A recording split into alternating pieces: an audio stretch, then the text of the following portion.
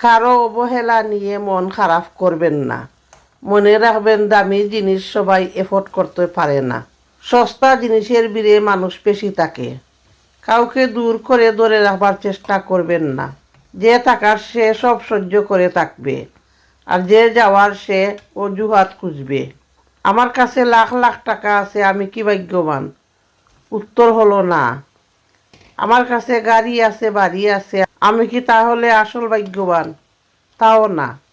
আমি মনে করি, যে ব্যক্তি সকালে ঘুম থেকে উঠে সর্বপ্রথম তার মার চেহারা দেখতে পায়, সে ব্যক্তি হলো দুনিয়া ও আখিরাতের ভাগ্যবান।